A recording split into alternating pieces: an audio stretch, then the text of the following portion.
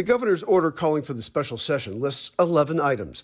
That's 11 items on the fast track because a special session takes place in expedited fashion so as not to waste our money. But the whole thing got pulled off the highway when about 60 or so Democrats took off for Capitol Hill to lobby United States senators for a federal voting rights bill, one that would stop bills like the one causing so much angst in Texas. You may remember Les Whitehead, who we talked to last week. He thinks it's a mistake to keep kicking the can down the road. Like procrastination and stuff like that. Because when you do procrastination, you actually kind of screw up even better. Lieutenant Governor Patrick says that's exactly what got the legislature called back in the first place.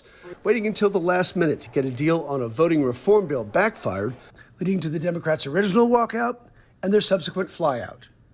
The Senate still operates, but the House lacks the 2/3 it needs, leaving the Republicans, for now, as lame ducks. The GOP has only two ways, say experts, to deal with this situation. They could get more Republicans elected and create a supermajority. But in a battleground state like Texas, that's a tall order. Or they could put nose to grindstone and get to work on a voting bill that will pass.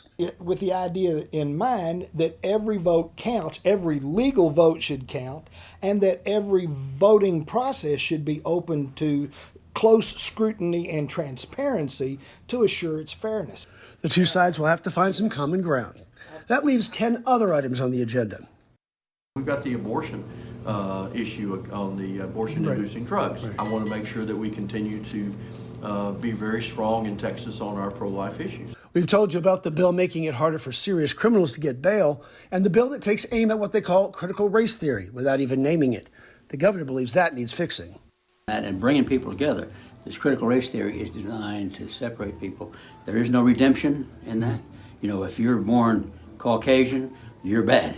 And you're bad through your entire life, from birth to death. Also on the agenda, and a top priority, restoring funding the governor cut as punishment for the first Democrat walkout on the voting bill. House Bill 1 is restoring funding for over 2,000 employees in the Capitol. Right. And that's also for the Legislative Budget Board, Legislative Council, the State Auditor. Yeah. I mean, these 2,000 plus folks work in the Capitol, and come September the 1st, they won't be paid if we don't take care of House Bill 1, which the governor vetoed Article 10 funding. Another thing that could come up, the governor's desire to finish the Texas portion of the border wall. Are you okay with Texas taking over the wall project? Or at least our piece of it, like the governor wants to do? Yeah, I think so. I think if it's the materials are there, they're just sitting there. Let's finish what we released with the materials we have.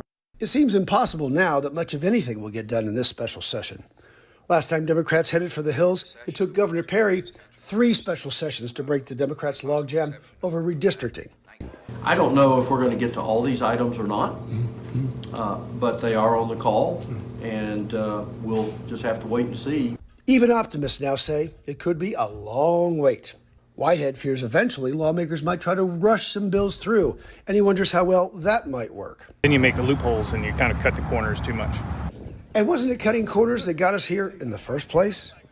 At the Texas State Capitol, Dennis Turner, 25 News.